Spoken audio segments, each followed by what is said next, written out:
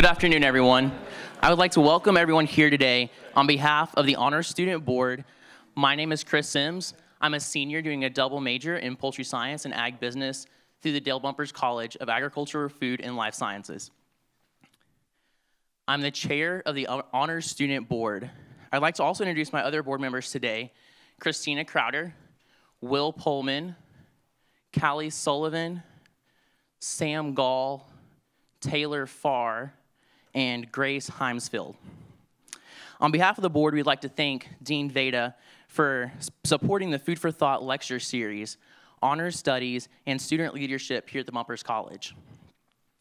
I would also like to thank Dr. Robert Brady, Chair, Department of Communications, Dr. Robert Wicks, the Center for Communications and Media Research, Department of Communications, as well as the Fulbright College Department of Communications for co-sponsoring the Food for Thought lecture series today. I would also like to introduce Mr. J.J. Jones, the Senior Program Director for CFI. Finally, I would like to give a big thanks to the Bumpers College staff, especially Robbie Edwards and Jody Davis, for all their help and support in organizing today's Food for Thought lecture series. The purpose of the Food for Thought lecture series is to bring opinion and thought leaders, policy leaders, business leaders, and entrepreneurs to campus to discuss issues related to the food system, families, communities, and our environment. Mr. Charlie Arnot will speak for about 50 minutes, with the remaining 30 minutes being for question and answer session. I ask that everyone engage and prepare for questions at the very end. I will begin the question and answer session and then turn it over to the audience. Due to time constraints, I ask that everyone please keep your questions short, concise, and clear as possible. Board members Will Pullman and Christina Crowder will work the sides to get mics to you as soon as possible as I call you out. Following the question and answer session today, we will have refreshments located in the lobby donated by Chartwells. If we are unable to get to your question during the Q&A period, Charlie will have a couple minutes afterwards that you're more than welcome to network with him. Without further delay, I would like to introduce to you Mr. Charlie Arnot. Charlie is CEO for the Center of Food Integrity and president of CMA, a consulting company with offices in Missouri and Iowa. The Center for Food Integrity is a national nonprofit organization dedicated to building consumer trust and confidence in the food system. Prior to founding the CMA, Charlie spent 10 years as a vice president of communications and public affairs for Premium Standard Farms. Additionally, he worked for Public Relations Agency, was an award-winning journalist, and worked in video and film. Charlie grew up in southeast Nebraska and graduated from the University of Nebraska with a Bachelor's of Journalism degree. Charlie is an ex officio member of the CFI Board of Directors. Please help me in welcoming Mr. Charlie Arnot, presenting Size Matters, Why We Love to Hate Big Food, and Why Sustainable Intensification May Be Key to Survival. Thank you, Charlie. Yes, thank you. Well, thank you. It's a great pleasure to be here today, and I have had a remarkable time the last 2 days. Chris, I want to thank you and the Honors Board for the invitation. I have been inspired by them and by the other students with whom I've had the pleasure of interacting over the last 2 days. It's one of those opportunities that restores your hope in the future of agriculture, because you know leadership is going to be there that will take us forward, so I appreciate that very much. I didn't have the opportunity to go to an institution of higher learning. I went to the University of Nebraska.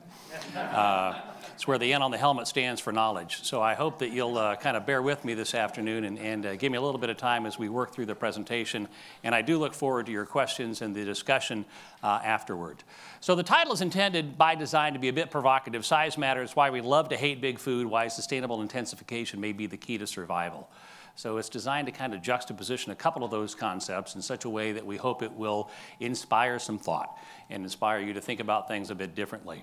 So today's food system generally is safer, more available, and more affordable than ever before. So why in the world would anybody be concerned? And yet, despite that, we continue to see consumers have more skepticism and more questions than ever before. So how did that happen? How did we find ourselves in a position where people are increasingly skeptical about a food system that we know is safer, more available, and more affordable than ever before? We can actually trace it all the way back to 1968, believe it or not, the year that Time magazine said defined a generation. Coming out of the 1950s, we shared kind of a general consensus and optimism about the direction of the United States that we began to see erode in the 1960s, culminating with a series of catalytic events that really began to fundamentally change the way we think about and view institutions. We lost Bobby Kennedy Jr. and Martin Luther King in 1968, both assassinated within a relatively short period of time. The Democratic National Convention, where troops and police attacked protesters who were concerned about the Vietnam War, and our political process became much more tumultuous at that moment. The Vietnam War was raging, as was opposition to the war, with public protests on more than 100 campuses across the country, and it was a fundamentally different war than one we had ever seen before, where it was brought into our living rooms every single night on television as the network continued to broadcast what was happening and began to reshape how we thought about conflict and military and what was going on in our government. You follow that up in 1968, Christmas Eve. It was also a monumental movement, kind of one of those milestones for the environmental movement as well. It was the first time we saw a picture of the Earth from outer space. So we have a new appreciation with this iconic image of the blue planet that the resources we share are in fact limited, and they are shared among us.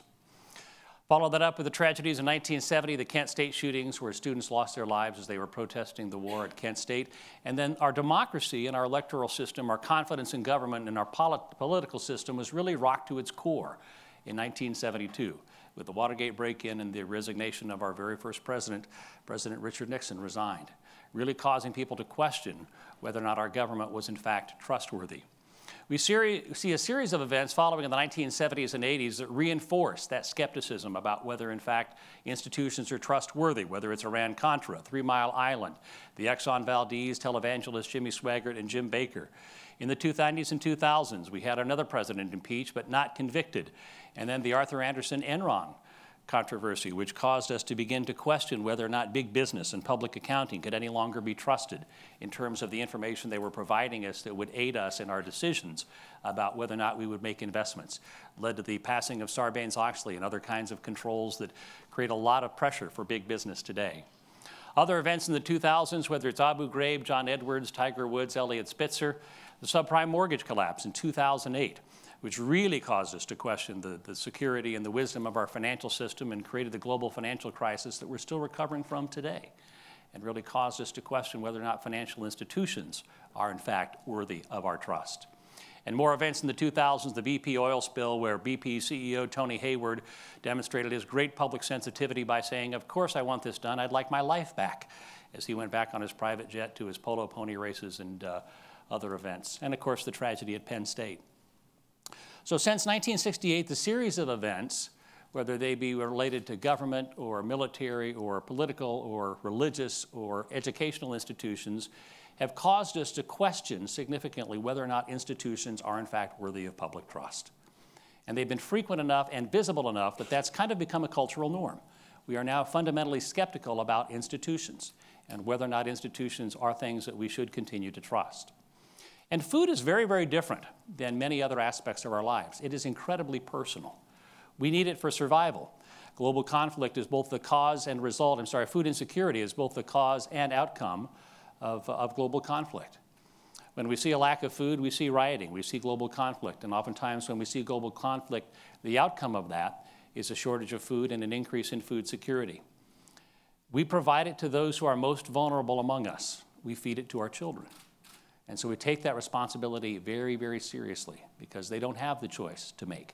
We make the choice for them, and we take that obligation very seriously. And rarely do we ever gather that we don't gather around some kind of food, where it's part of our culture, it's part of our celebration. And so it becomes an intimate part of our lives and something that we take deeply personally and something that is incredibly intimate and something that's very special as part of our culture. So over the last 45 years, as we've been taught not to trust institutions, in the food system, we've seen phenomenal consolidation, integration, application of technology, and industrialization that has now led the public to believe or question whether or not we too have now become an institution. And as such, are we still worthy of public trust? So these two fairly significant social trends collide to create the environment in which we find ourselves today, where despite the fact that food is generally safer, more available, and more affordable than ever before, we see this increasing level of public skepticism. And simply educating and trying to share information is not likely to be a successful strategy in renewing trust in who we are and what we do in the current environment. So we have to think about new ways of choosing to engage, because the significant social shifts are real and meaningful, the things that have taken place since 1968. It used to be that authority was granted by office. If you held a title, if you'd been elected, people deferred to you and you were granted authority. Today, authority is granted by relationship, and that's never been more true than through social media. Those with whom you have a relationship, your Facebook friends, the communities that you belong to on social media, oftentimes determine to whom you grant authority. We usually have broad social consensus driven by white Anglo-Saxon Protestant males. Today, there's no single social consensus, great diversity, and many voices around food-related issues. And oftentimes, whether you're a policymaker or a decision maker in a company, it's difficult to discern and determine which of those voices should drive our decisions. With the diversity of voices and the amount of noise and the difference of opinions that we're hearing, how do we think about a structured decision-making process that is informed and actually represents the needs and desires of a variety of stakeholders? Communication used to be very formal and indirect, mass communication. When I grew up in rural Nebraska, if the weather was good, we got ABC, NBC, and CBS. We had 3 channels. Today, the variety of information sources is almost endless. And I'd be willing to bet $100 that no 2 people in this room have the identical sources of information or apps or other kinds of channels for getting information on any of your phones. If we were to take a look at all of the different phones and tablets in this room, no 2 would be identical. Because each of us now has the opportunity to sort and sift this phenomenal information flow that comes to us in a way that is directly relevant to us. And that's fabulous in some senses, because it gives us a way to organize this incredible amount of information that otherwise would be overwhelming. But it also causes us to be much more tribal and much more insular in our communication. We all have a confirmation bias. We all tend to look for information that reinforces our existing worldview. We tend to want information from people who think like us, who act like us, who share that particular perspective. And because we have the ability to only listen to and interact with that echo chamber, it tends to make these conversations increasingly polarized. And we see that across the spectrum of issues in our country today, whether they be food or politics. As people continue to divide into these tribes, it makes it that much more challenging for us to continue to be engaged in any meaningful way, because we've gone from mass communication to masses of communicators. In agriculture and in food, we've always believed that progress is inevitable. We measure things 3 places to the right of the decimal, and by golly, if we can increase that by a 10th or a 100th, we think that's something to celebrate. But today, progress is possible, but it may not be something that's welcomed. And so our definition of progress may not be shared by others. And that, too, then creates that sense of conflict and that sense of tension between what we think we should do and others believe is appropriate. So we find ourselves in a very challenging situation that we see then reflected in the erosion of public trust. We do extensive consumer research on a qualitative and quantitative basis on an annual basis. Last year, when we asked people, do you believe the food system is headed in the right direction or wrong track, 34% said right direction, 38% said wrong track, 28% were unsure. The year prior, we had 39% that were unsure. So we continue to see people migrate to the polls, with 7 of them going to wrong track, only 4% to right direction. And early adopters, those consumers who tend to be better educated, have larger social systems, and tend to be more affluent, 43% of them believe the food system is on the wrong track. And there are important and meaningful gender differences on these issues as well. 39% of men believe the food system is headed in the right direction, while 42% of women believe it's on the wrong track. And as primary decision makers often for food issues, the fact that women and early adopters are more skeptical than others is a harbinger of trouble. It really is an indicator of the kinds of challenges where we find ourselves today. But hang on to those 2 numbers, because toward the end of the presentation, we're going to be talking about increasing transparency. And I can tell you that increasing transparency has the greatest impact, the most positive impact, on those who are most skeptical, on early adopters and women. They are the ones who are most positively impacted by dramatically increasing transparency. So we have a developed world debate. It really is a developed world debate. In the developing world, these questions are not really questions if you're concerned about whether or not you have enough calories. But we're not really having a very productive conversation, as Russ Parsons captured in the 2010 column in the Los Angeles Times. What we tend to have is a very polarized debate with these two armed camps deeply suspicious of one another shouting past each other. And that tends to be where we've landed today on a number of these controversial issues, whatever the issue happens to be, whatever your particular issue around food happens to be. But we're so fortunate to have a variety of places where we can buy our food and have our food anywhere across the United States, but we've tended to look at it as either having controversial food or controversy-free foods, right? You've got the good food aisle of the grocery store and the bad food aisle of the grocery store. And you kind of pick which one is which based on your particular philosophy, depending upon how you kind of look at the world. And the food system is full of dichotomies. David Hughes, Imperial College of London, a friend of mine, has kind of done a lot of work on this, and it's fascinating if you begin to think about the different choices that some consumers are looking for. Some want it fast, some want it slow, low price, premium price, large scale, craft scale, seasonal all year. But unfortunately, what we continue to see is a migration to the poles, right? Where this is no longer just a choice about food, but it becomes a sense of my identity. And as such, it's something I'm likely to defend in a fairly strong way. And if you challenge my choice of food, not only are you challenging my choice of food, you're challenging who I am. And then that becomes something I'm willing to defend, and defend in a fairly aggressive way. So divided we eat, as Newsweek said. As more of us indulge our passion for local organic delicacies, a growing number of Americans don't have enough to eat. How do we bridge that gap? How do we begin to close that and move beyond this polarized conversation that has limited productivity and move to something that really creates a better informed system that allows people to make informed choices? We really believe that it's all based on maintaining and building public trust. If the public trusts the food system, they will feel more comfortable making informed choices, and there are a variety of great choices to make. And that trust is really based on a number of different factors, but to have trust today, we really have to earn and maintain a social license, which we define as the privilege of operating with minimal formalized restrictions based on maintaining public trust.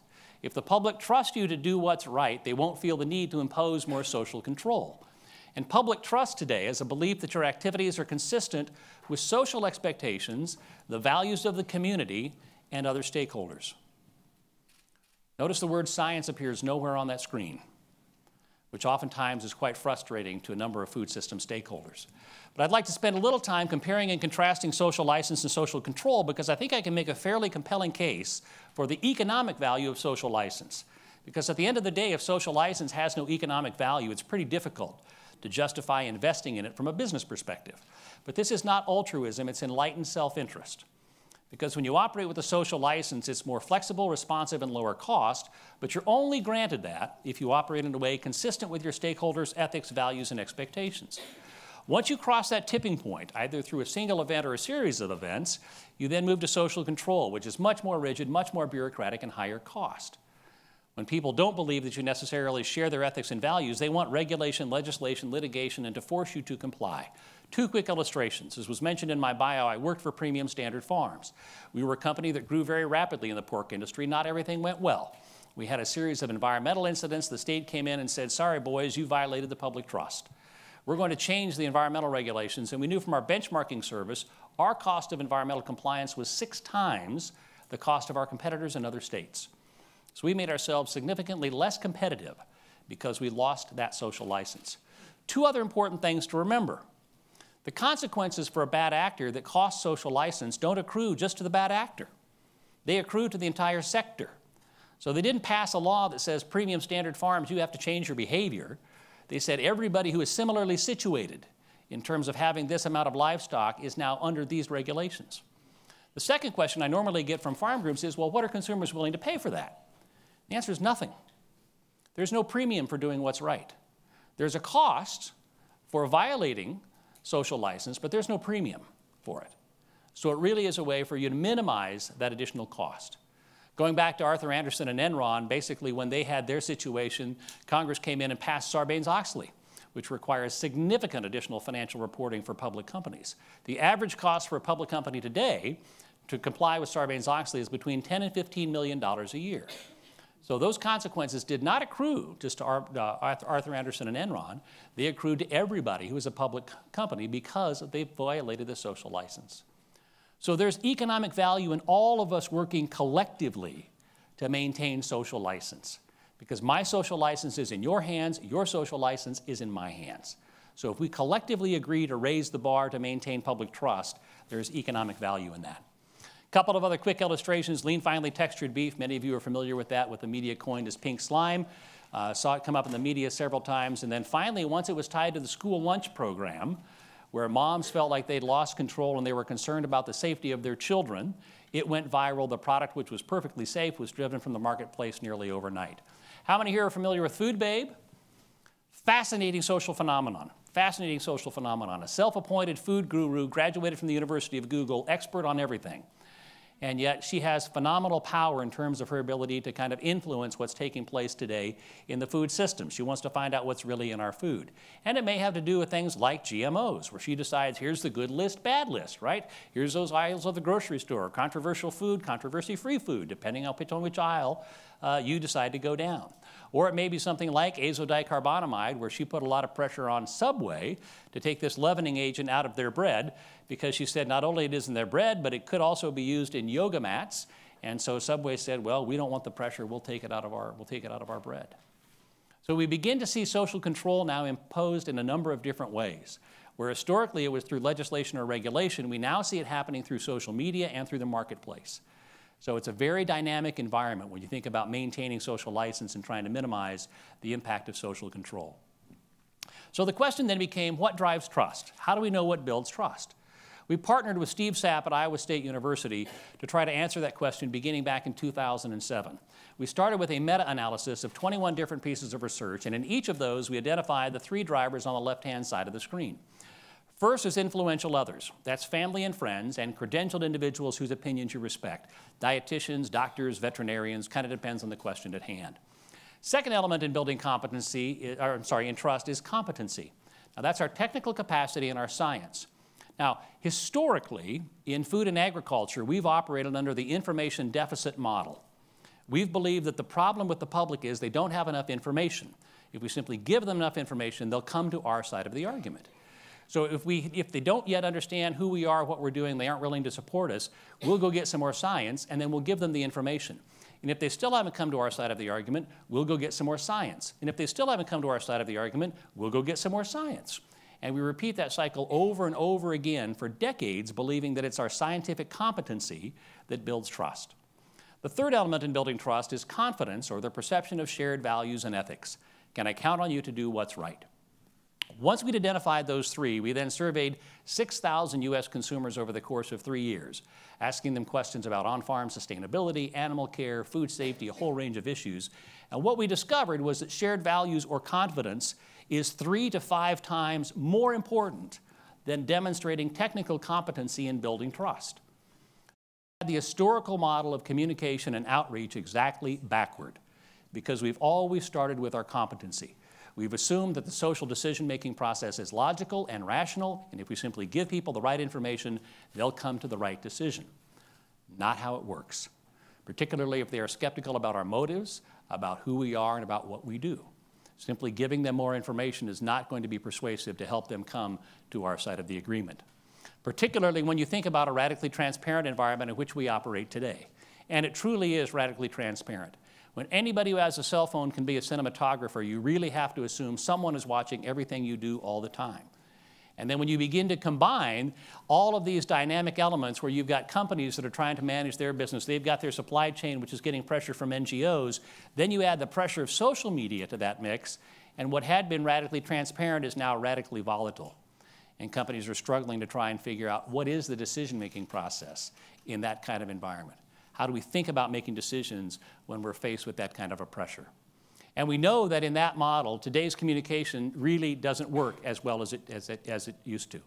The traditional models simply don't work the way they used to, where we would have an expert, they would give information to consumers, they would absorb the information and begin to come to a radical or a rational conclusion.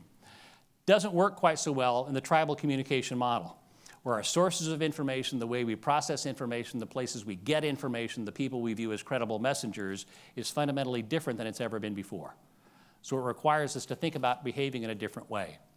And we see that in a lot of the qualitative work we do. So here's a response. We do a lot of qualitative work with moms as some primary decision makers in the food system. So we did a Mom Tribe consumer panel in Orlando not too long ago. And Wayne, I apologize that we could have done it at your house and paid some rent. Maybe that would have helped. So, but we asked them, so what information sources have you used to come to the conclusion that GMOs are in fact dangerous? Because Heidi said, we don't really want GMOs. We said, well, that's interesting. How did you come to that conclusion? And she said, well, I'm part of a mom's group. When there's a big consensus, I think there's something here. You don't need doctors or scientists confirming it when you have hundreds of moms. So that's the environment in which we find ourselves living today. Now, we can either say, well, that's foolish and the public is stupid, fine, but not very strategic. Or we can say, if that's today's reality, then what does that mean to us? And what do we do differently to engage in that conversation and in that environment? Because if that's Heidi's reality, then how do we begin to participate in a conversation that's more constructive and more productive in terms of helping Heidi make the right kinds of decisions that benefit Heidi and her family? We can do that, but we're going to have to operate differently. So when we talk about a sustainable balance at CFI, we use the triangle as the illustration for that because of its great structural integrity. And since the foundation of trust is values, that has to be the foundation for the triangle. Can we, in an effective and authentic way, demonstrate our commitment to things like compassion, responsibility, respect, fairness, and truth? We can't abandon science. We need the objective, measurable, repeatable data to prove the claims we're making. At the end of the day, if you're not economically viable, if you're not profitable, you're not truly sustainable. But here's where we get the public conversation confused again. Most of the questions we get today come at the base of the triangle.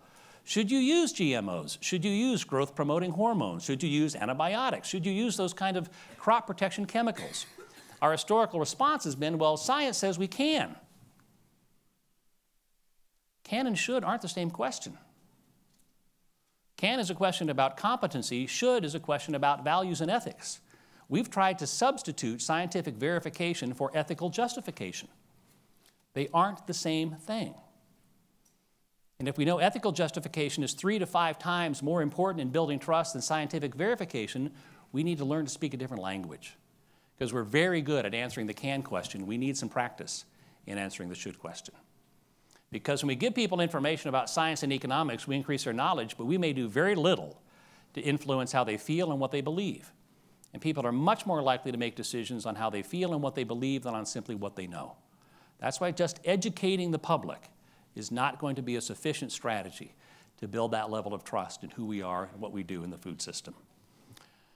So last year when we did some qualitative work around the country, we asked consumers on an extensive basis, what will it take for you to be less skeptical about who we are and what we do? What do you need from the food and ag system to be less skeptical? And they said, well, you got to be more transparent.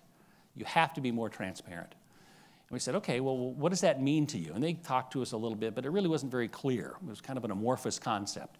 So we did a significant amount of secondary research and identified that, and then identified 7 different elements, 33 attributes, and tested that on a quantitative basis to come back with some specific recommendations.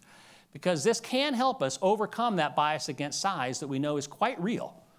Shared values are the foundation for building trust. We've determined that through our previous peer-reviewed research. We know that people think big is bad, and there's an inverse relationship specifically between size and the perception of shared values. We ask people on an annual basis to tell us what is your level of agreement with a variety of statements.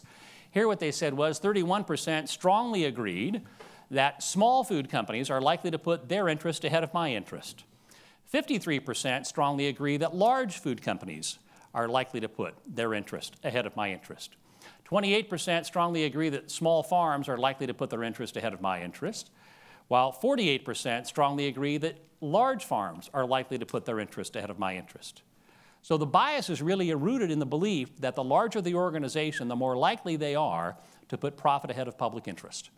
That somebody within that organization to make a quarterly number, to get their bonus, to hit the numbers in some way will take a shortcut and put public interest at risk in a way to maximize profit. So these are the 7 different elements of transparency that we identified through our secondary research, and then we measured motivation, disclosure, stakeholder participation, relevance, clarity, credibility, and accuracy. Motivation, it's about acting in a manner that is ethical and consistent with stakeholder interest. Show you understand and appreciate issues and take action that demonstrates you put public interest ahead of self-interest. Let me be very clear on one point. Nobody objected to business being profitable. People want business to be profitable. What they're concerned about is profit superseding public interest.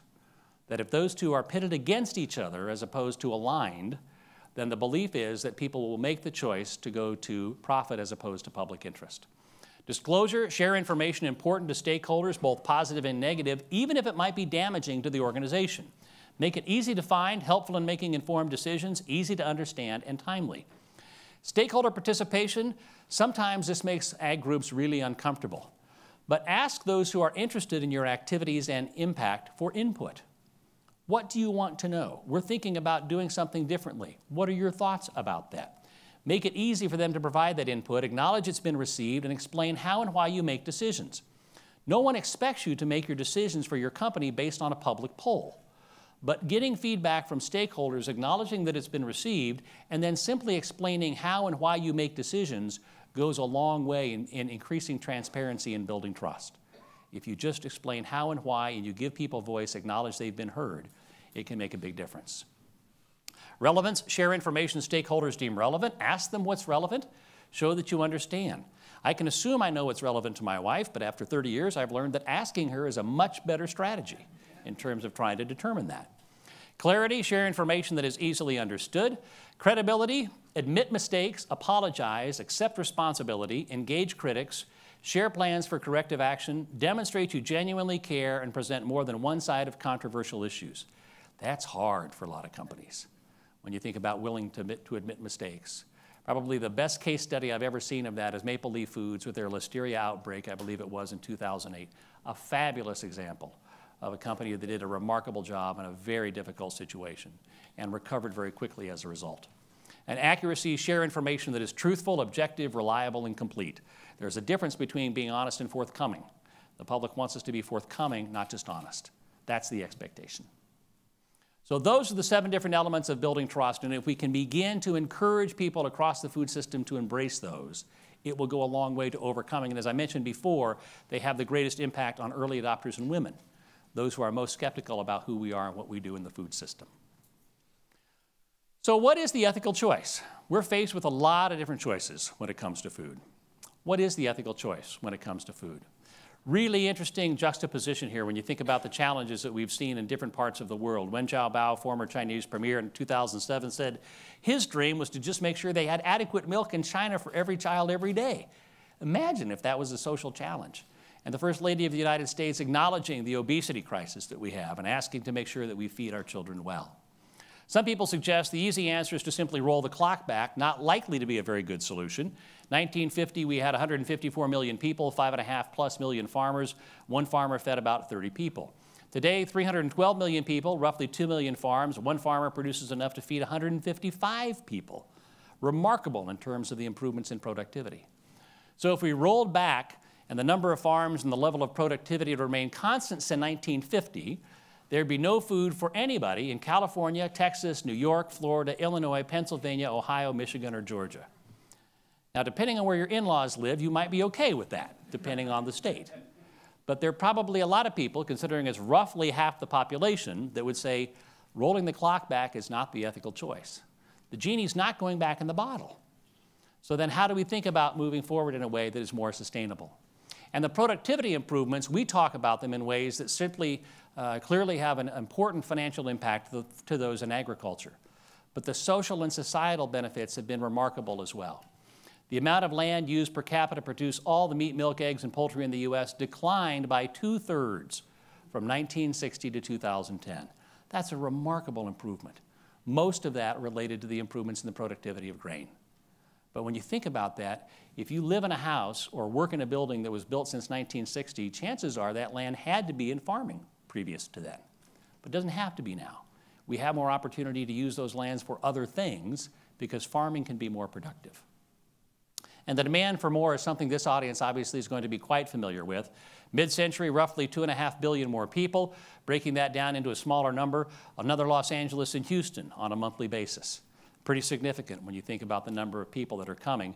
And of course, the greatest impact is not necessarily going to be from the increase in population, but the increase in income, which will change diets in the developing world, and we'll see a skyrocketing demand for protein. And that skyrocketing demand is likely to continue to have fairly significant impacts on the environment and other resources as we see. So the China phenomenon, this is a brief little chart that came from the University of Groningen. If we look at kind of what it took to double GDP per capita in various parts of the world over a particular period of rapid growth, you can see at the beginning of the Industrial Revolution, Great Britain had 9 million people. It took them 155 years to double GDP per capita. China, 1983 to 1995, 1,023 million people, took them 12 years to double GDP per capita. So China's doubling of GDP was 12 times the speed of Britain during the Industrial Revolution at 100 times the scale. I mean, it's just hard to get your head around the scale of what happens. 400 million people lifted out of poverty during that period of time, more than the entire population of the United States. So that increase in productivity, that increase in economic activity, the increase in GDP is truly remarkable, and it has some remarkable impacts on diet, which then has some remarkable impacts on the environment as well. They've more than doubled their per capita meat consumption between 1980 and 2007. And why is that important? Because of the resources it takes to produce protein. 1 to 2,000 liters of water to produce a kilogram of wheat compared to 10 to 13,000 liters of water to produce a kilogram of beef. So when we start thinking about the dramatic increases in protein consumption, obviously the resource impact on that is significant as well. So frequently, it's not uncommon people come up and say, well, then the answer is for us to just tell them to eat less meat. Well, good luck with that. You look at the correlation between increased consumer spending and increased meat consumption. We had this calculation done a few years ago, and the correlation between the two is 0.998. So it may not be perfect, but it's pretty darn close. So as these folks continue to enjoy a higher economic status, they're going to eat more meat. That's going to happen. So the question is then, how do we manage that in a way where we can manage it in a world where we have greater resource scarcity? By 2030, 47% of the global population will live in arid areas. We already use 70% of the available water on the planet for agriculture. That's probably going to be a challenge. And Asia has the lowest per capita land water availability in the world already. So we continue to see even greater challenges providing that rapidly growing part of the world the protein that they desire as their economic power increases. So we've got to continue to do more with less. Population times consumption doesn't currently equal the resources on one planet. Today we're currently consuming about 1.5 planets per year. I came from Nebraska. It's very hard for me to do math, but I can tell you if we keep doing 1.5 planets per year, eventually that's not a good thing. We're not going to have enough planets to continue. So we've got to find a way to continue to do more with less. 80% of that future production growth is going to have to come from increased yields through the responsible use of innovation and technology. That's the only way we're going to get there. 10 to 15% can be from higher cropping density, 5 to 10% from expanded land use. There's just not that much land that can be brought back into production. Some in Africa, but not that much around the world. So it's going to happen through the responsible use of innovation and technology. As Norman Borlaug said in 2000, the father of the Green Revolution, we have the technology to feed on a sustainable basis 10 billion people. The pertinent question today is whether farmers and ranchers will be permitted to use it. So part of the answer to that question is maybe if we can earn and maintain the social license. And that's a shared opportunity and a shared obligation each of us have to build trust and to build that social license so we can meet that need. That's an ethical imperative that all of us in agriculture have today. Jason Clay, who serves on our board of directors from the World Wildlife Fund, a proponent of sustainable intensification, talks about the fact that by almost any measure, producing food has the largest impact on any human activity. We have to produce twice the number of calories on the land already in production if we're going to protect biodiversity in our ecosystems. Double the calories on the land already in production. That's the only way to get from here to there without destroying what we have today. So it's time to shift the focus a bit. Choose your system. Productivity needs to double.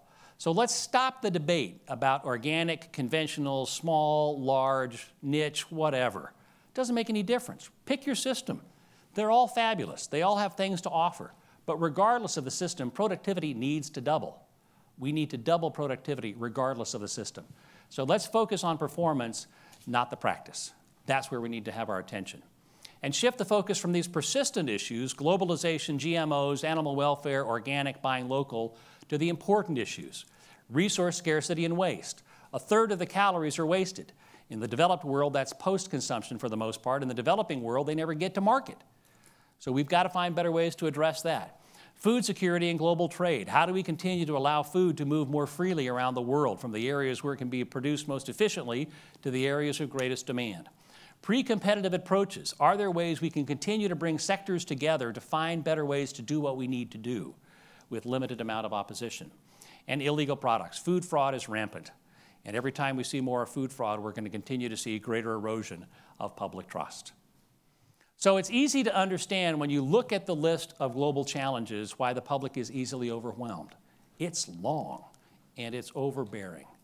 And so when you think about all of the challenges we have today, it's one of the reasons I was so excited to meet the great leaders here over the last couple of days, because this is the generation of leaders who will help us solve these problems, because they are large and they are daunting. But we've got to find answers. We've got to continue to find answers. And I would encourage all of us to support responsible food production systems that allow us to produce the food we need using fewer resources to meet the growing global demand for food. In our view, that's the ethical choice for people, animals, and the planet. I appreciate your time and your attention this afternoon. It has been a fabulous couple of days, a great opportunity for me to be here. I look forward to your questions. Thank you.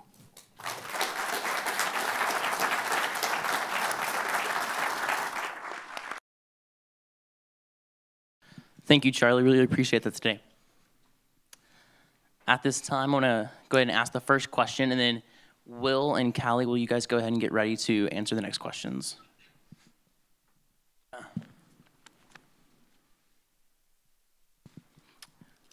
Charlie, in your opinion, with our generation being tasked to find a way to feed the growing population of the 9 billion people by the year 2050, not only using transparency, but what's the best way for us to go about tackling that situation, especially with the most of us here today that are in the food and agriculture sector?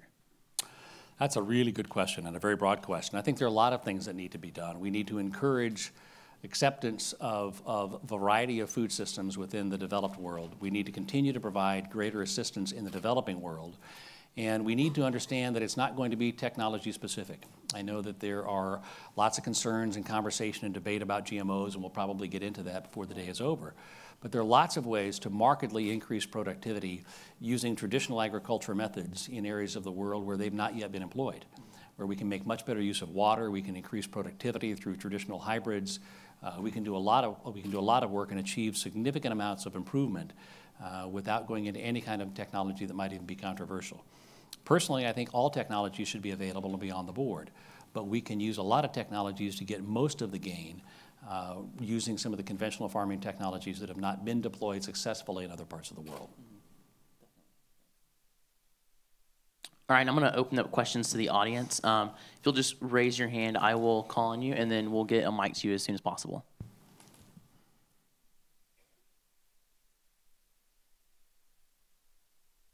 Dean Vada down front. Thank you. Charlie, excellent presentation, really wonderful. One aspect that I'm curious about that was not presented was this phenomenon of bad foods and magic foods. Can you comment on that public perception? Sure. You know, we do have bad foods, we do have magic foods. I think that's something that's likely to continue to appeal to a fairly niche group of people. So we continue to see the relatively, well, fairly affluent, on a global scale, very affluent, who are looking for those magic answers, whether it's quinoa or farro, I guess, is the latest grain that's coming to bear. And they're looking for that easy answer, that quick fix.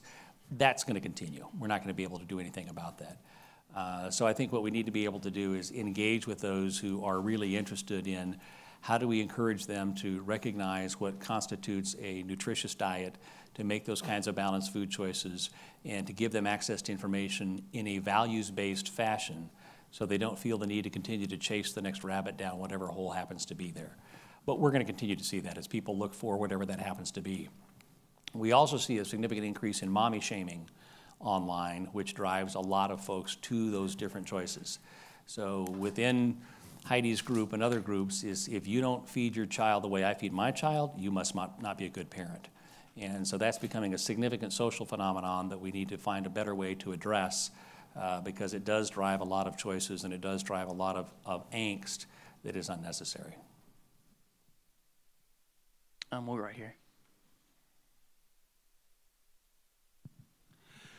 Charlie, Phil Crandall, Food Science Department.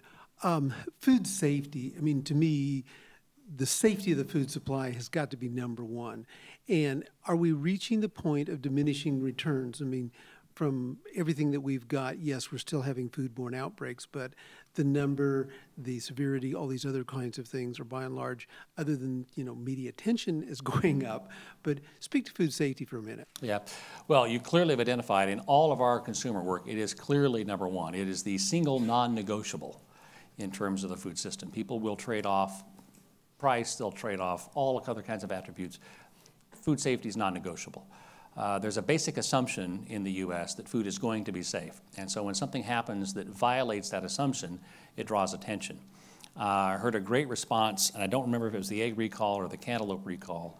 It was a story done on NPR, and there was a physician that was being interviewed. And the anchor reporter said, well, isn't this evidence that our food system is less safe?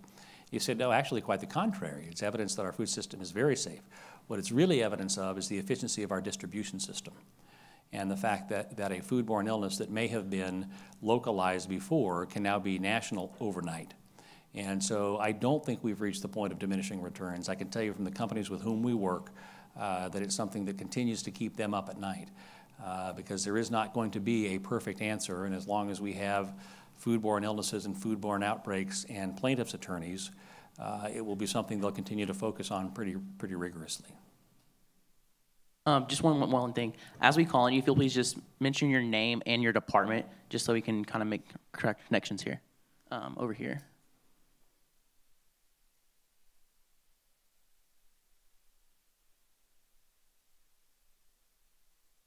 My name is Erin Colleen. I'm a researcher with the Sustainability Consortium, and I'm also a student at Agricultural Economics. And today I heard a really good question from one of the stakeholders at the Sustainability Consortium, where we develop a sustainability index as well as identifying hotspots along the supply chain of food and bev and agricultural products. And the question was like where the stakeholder was wanting to know like where to begin. And as a researcher, it's really hard to say that one environmental or social impact of the supply chain is bigger than another because it's very relative. And so I was wondering if if you had any insight into how corporate ag might be able to, identify stages of, saying like water is the larger impact, or sourcing, or identifying like where climate change might change where they source their ingredients from, things like that. Like how can they begin to address the issues? Sure. I'm not an expert in sustainability or indexing, so you're probably better qualified to answer that question than I. I think it would probably be looking at where you have the greatest resource use. I think one of the things that most people in this room probably recognize is the current consumption of water by agriculture is probably not sustainable. So if there's something that can be done in that area, that probably needs to be a very concentrated area of focus by everyone in agriculture.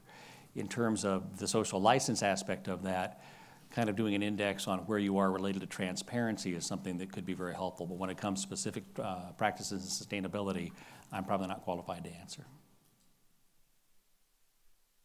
Maggie Jo. I'm Maggie Jo Pruitt. I'm the graduate assistant for the International Programs Office here in Bumpers College.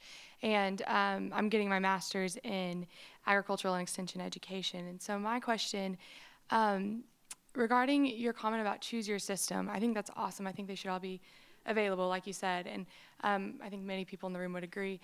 My question is, now that states are coming into factor here, making state, putting things on the ballot for state, even counties, and especially in Oregon, I know it's been a county issue, is that going to create more confusion about choosing your own food system, or do you think that's a step in a better direction, or perhaps a step behind? I think state-based legislation related to production practices can be very challenging because we don't operate a state-based food system. So whether you're talking about the number of square inches you want to give a laying hen, or the use of gestation stalls for swine production, or the use of labels for GM foods, it's a patchwork of systems that makes it almost impossible for our food system to function. And so I think we have to continue to focus on what are national solutions to those questions and national platforms, because we simply don't have the ability, if I'm manufacturing a pound of bacon, or if I'm manufacturing a box of cereal, I don't have the ability to say, this production line goes to these 2 states and this production line goes to those 4. That's not the way the system works. And so if we are forced to go in that direction, it's going to significantly increase cost and reduce choice, and ultimately costs are borne by consumers. So I don't think it's likely to result in any kind of significant benefit to consumer, but I think it will increase costs and make it very difficult for the food system to operate in an efficient way. And it really doesn't matter what the issue is. I just think the state-based regulation of production practices in agriculture that are imposed on products that come in and out of a state become increasingly challenging for the entire food system.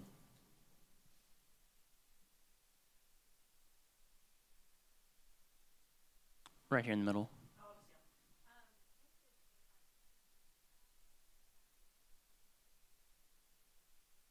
Nothing. We're not working on food deserts. That's not an issue for us. Our focus is on working on building trust and having the confidence in today's food system. So when we talk about issues like food insecurity, it can be to provide information to a variety of stakeholders who could then work on food deserts. So that would be the role that we would play, to encourage a more informed conversation with stakeholders, but we don't do specific outreach as it relates to hunger issues or direct assistance.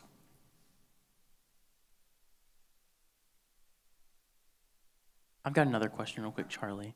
Kind of off of what Maggie Jo was talking about, kind of how do you balance the complete disclosure and the need to know mentality of agriculture and labeling with the consumer? Great question. We believe the consumer does have a right to know. That's something that we believe very strongly and philosophically. The question is, how do you make that work? What's a workable solution that actually gives consumers information that is helpful in making informed decisions and choices, but also allows the food system to function in a way that doesn't add additional costs, which ultimately consumers pay? So we're actually working on a specific transparency initiative where we have brought together a fairly diverse group of stakeholders that include the Pew Charitable Trust, as well as food companies and food distributors, to try and have that conversation, do some polling of consumers, try to find out what people are interested in, and then look at different technologies and solutions to make that available to them. I know that GM labeling is the hot topic today, but there are also consumers that are very interested in what's the impact of my product on fragile ecosystems. How are animals that provide this product being treated? How are workers that provide my product being cared for? And so there simply isn't enough room on any given label to address all of the potential elements that individual consumers define as responsible production. So are there other methods and technologies that would make that information available? Could you use the GS1 barcode as a mechanism to then build an inventory of attributes that could be accessible to consumers, either through their smartphone or through a scanner in a grocery store? So for those who are interested, they do have full access to that information, because consumers should have a right to know. It's going to be a relatively small percentage of consumers who have that desire that information, but all consumers should have a right to know what's in their food, how it's produced, the impact on various things that are important to them. So I think there are technologies that allow that to happen in a way that would be less onerous. I think the challenge is if we focus on any specific issue, whether it's GM or animal care or impact on the environment, and mandate that, then it becomes very difficult for consumers to understand and kind of sort through what that may mean. Certainly, if people want to use that as a marketing advantage for their product, if they want to list it as GMO-free or rainforest certified or animal welfare certified, that's an opportunity that exists to them today. Mm-hmm. So I think for those companies who want to use those as a marketing advantage, they can. I think we would be better served, rather than saying, here are the 5 issues we think should be on the label, is to create a framework that allows people to address any of those issues, because the list of issues is going to change. Correct. And continue to evolve. So rather than mandating a specific solution to a specific issue, could we develop a framework that would allow us to give consumers information to whatever the next issue is that happens to be of importance to them? Over here. Hello, I'm a graduate student studying agricultural communications. My name is Jessica England. And today in our leadership class, you mentioned values and how they're important in relaying a message to the consumer. And I was just curious, how do we find a beginning point in communicating that message, and what steps should we take to get there? Great question. So it starts by listening. So when someone raises a question about an agricultural practice, we tend to begin to listen with the intent of providing an immediate answer, of answering the question or addressing the objection, as opposed to listening for the concern. So when Heidi is raising questions about GM, we can either respond and say, well, Heidi, the problem is you're just uninformed. And science says that GM is perfectly safe, and here's the bibliography of all the studies that say that and the list of all the international organizations that say it. Or you could say, Heidi, you know, I can tell from your question that you're concerned about food safety. And I understand that, because as a parent, I'm concerned about food safety too. And I think you have a right to be concerned about food safety, and I admire your dedication to making sure that you're doing the right thing for your kids. So I'd love to be able to share some information with you about how food is produced and how food is grown to answer whatever questions you may have, because I respect the fact that you're concerned and that you'd like information to address your specific questions. So rather than immediately diving in and giving her what we think is the right answer, embracing the skepticism, welcoming the question, and engaging with her in a way that's meaningful to her. It's going to be really uncomfortable for a while because it's not the way we've historically responded, where we can say, here are the 3 talking points, the 6 magic words, and the 4 studies that we can cite to prove that you're wrong and therefore you should embrace my beliefs. Very difficult to change people's beliefs and values. But if we can find a place where we agree, we can start the conversation there. So if what she's concerned about is food safety, awesome. I'm concerned about food safety. We now have a place to begin that conversation about whatever the system happens to be that might be causing her concern.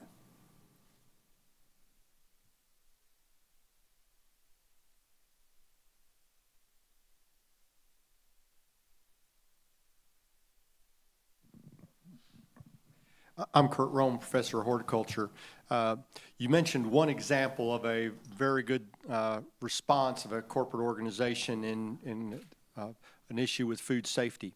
Would you be willing to give us additional examples? One example of where there was a tragic failure in response and communicating to consumers a problem in our food system. So we'd have a bad example, and how that could have better been addressed. And could you give us a little more details of a good example where there was an issue in the food system and there was an appropriate corporate response that we could use as a model? So we'd have a bad model and a good model. Sure. There are lots of bad models, and the bad models generally revert back to people either saying it's not our problem, we're the company, we're the victim, you're the consumer, it's your problem, you should have done something else. So there are lots of those. The good model that I'm actually referring to is Maple Leaf Foods back in 2008, where they had a number of their products, they're a Canadian meat processor, that were contaminated with Listeria monocytogenes. And it created a huge food safety scare. A number of people were killed, others were sickened. So it was a tragedy on many different levels. And their CEO said he went in and his first meeting with their corporate lawyers, and he said, I met with them and then I decided to ignore their advice and do what I thought was right. And they bought ads on Canadian television telling people not to eat their product. And they were very aggressive in communicating and reaching out to people to tell them why it was a problem. And then he personally, Michael McCann, went on television to apologize about what had happened. And he said, you know, this is devastating. It's devastating to us. This is the worst day we've ever had in our 100-plus year history. But the devastation we feel is nothing compared to the families of those who've been injured. And there's nothing we can do to make that right. And so he was very sincere in that. And then they brought together a group of global experts on food safety and did investigation about what happened and what they could do to make it better. And they made all of those results available to the entire industry to try and improve food safety across the industry. So it was willingness to accept responsibility, to apologize, to engage critics, and then to share information. And they did a remarkable job. And while you hate to reduce these things to dollars and cents, they more than recovered as a company very, very quickly because of how effectively they managed the crisis.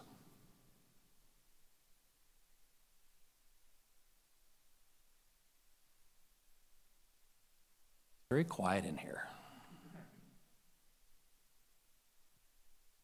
mentioned earlier in our discussion about some of the kind of subgroups under CFI, like best food facts, where you employ experts in their fields like dietitians and medical doctors to reach out and communicate with the public, and for that communication to be available to other consumers. Can you just touch on that a little bit? You bet. So we do a number of different activities. We provide a lot of feedback to industry stakeholders. We have a lot of coalitions where we'll provide information to them about different food system issues.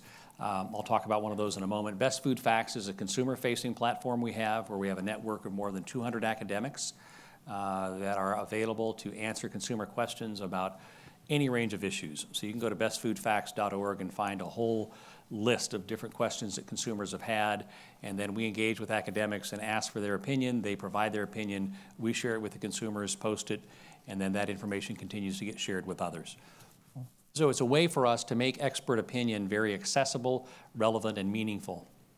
So we have a couple of journalists on our staff that will call and interview the experts, and then we synthesize the information.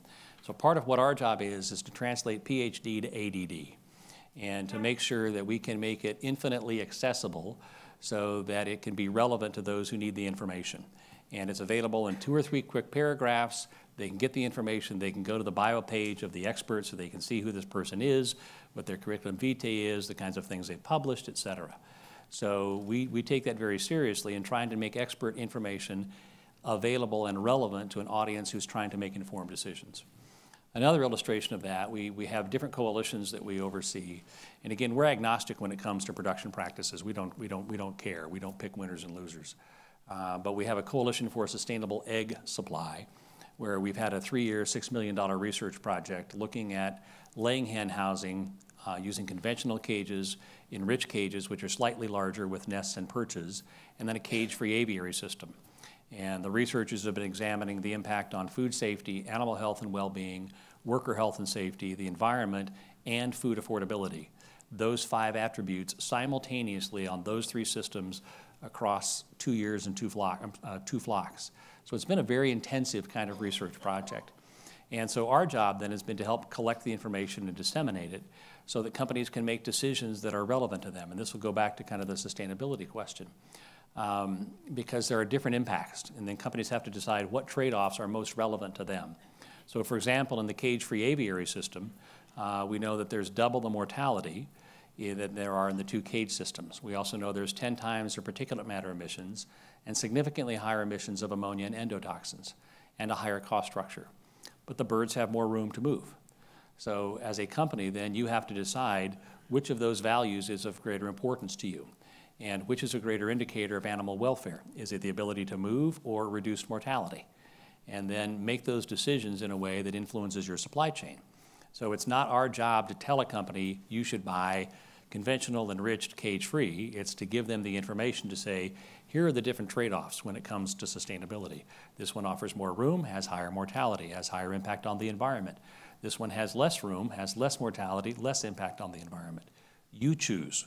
Which of those attributes do you think is most important and most consistent with your values and the values of your customers? And so we give them that information so they can make those kinds of informed supply chain decisions.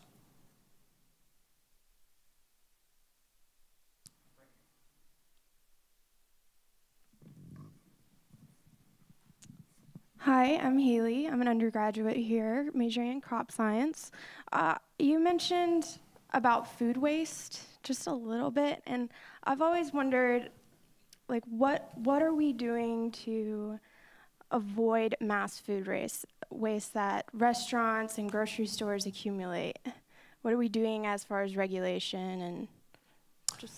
Yeah, I don't know about the regulation. I know that the Food Marketing Institute and the National Restaurant Association and I believe the Grocery Manufacturers Association have launched a fairly significant initiative to reduce post-consumer food waste and to reduce food waste after it's been harvested.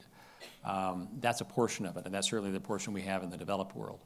At least as much, if not more, is wasted in the developing world that is harvested that can't get to market. So it becomes infested, it becomes damaged in some way that it's not capable of either being shipped or not qualified any longer to go to market. So that's a place also where there needs to be significant infrastructure and significant investment. So in the developed world, we have the resources, we're putting programs together, there are people focused on that. There are in the developing world as well, but there's not as much infrastructure. And so there's a greater need to really focus on it in those areas than it is here. It's easy for us to look at it. We go to the Cheesecake Factory, get this enormous mound of fettuccine, we go, what am I going to do with that? But there are other challenges to it in other parts of the world. And I think as you look at things that individuals can do, it is portion control and saving and all the rest of those things that take place. Yes. So you mentioned, it's been mentioned in the questions and the presentation, and I think it's great that we need organic, we need traditional, we need that diversity in the marketplace. But we do know that those non-traditional methods, organic, are less productive. So how do we consolidate that with the need for more production? Well, regardless of the system, productivity needs to increase. So organic needs to find ways to increase productivity. Conventional needs to find ways to increase productivity. I think that if you choose to try and mandate one system or another, the pushback is going to be so significant that it's likely to result in less constructive conversations around food overall. So I think organic can be a component of that. It may not be as productive on a calorie per calorie, energy in, calorie out kind of basis, but there are enough people who are interested in that kinds of product that if we are going to have that system, we need to make it more efficient and more productive.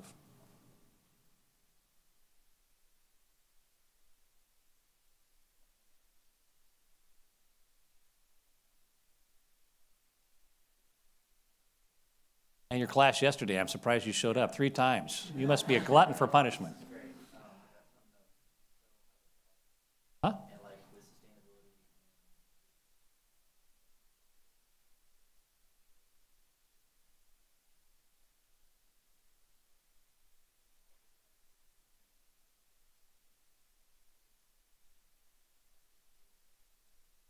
Correct.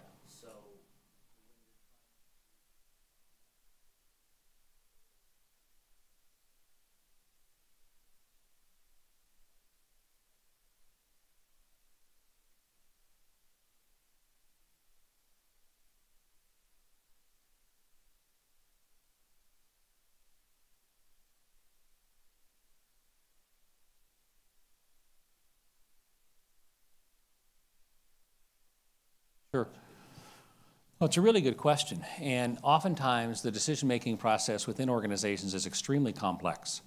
And so we've had the opportunity to facilitate conversations about food philosophy with leading restaurant and retail chains. And so you'll find people there that are the merchants, people responsible for profit and loss, that are looking at their watch going, why am I here? This has nothing to do with my job. And then you'll find people from the supply chain going, okay, you want me to buy that product, and exactly where am I supposed to get that if you change my specifications? And then people from public affairs and government relations are going, we're getting hammered on this. We got to find a better way to do this. And then you've got folks from different parts of the company, legal and HR and others, that bring different perspectives. So it's a challenging situation, and the decision-making process frequently is quite complex. And so it helps if you can get folks who are at the leadership level who understand the need to change and then are effective in implementing that throughout the organization. Rarely is it going to happen as a single kind of catalytic event unless there's some kind of a crisis. Generally, it's going to require a leadership effort and some kind of commitment to move in gradual steps toward a specific goal.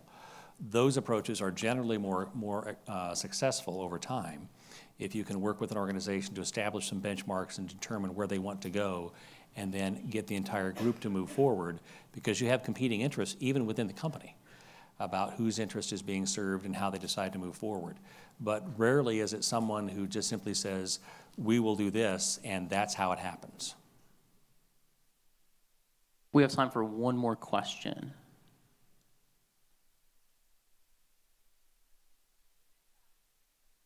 His question, you had mentioned a little bit about the steps that corporations were taking to engage more transparency. Can you just elaborate a little bit on that? Sure. So I think there's an interesting model. It'll be interesting to see how it plays out over the next several months. McDonald's recently launched their Our Food, Your Questions campaign.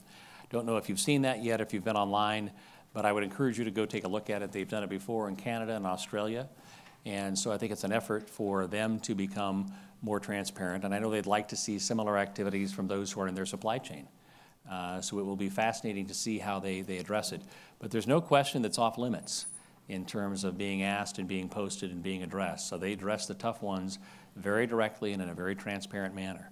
So that's one illustration of a company that has embraced that and is welcoming it. So it will be fascinating to see how that plays out. The thing that I'm most interested in is companies that start that, as we kind of talked about yesterday. Generally, if you make a commitment to be transparent, it will get worse before it gets better, because the first groups that come out are the haters, and so they're going to be the ones who pile on. And so you're going to have enough fortitude to say, okay, I know this is going to pass. The haters are going to come out. They're going to wane, and eventually we'll be able to have a conversation with others that's going to be more meaningful. But it's going to be pretty ugly for a period of time as they come out and attack, and that's certainly been the case with McDonald's and others. Perfect. Thank you so much, Charlie. Chris, Really thank you. appreciate you Been my being here great today. pleasure. Thank you so much.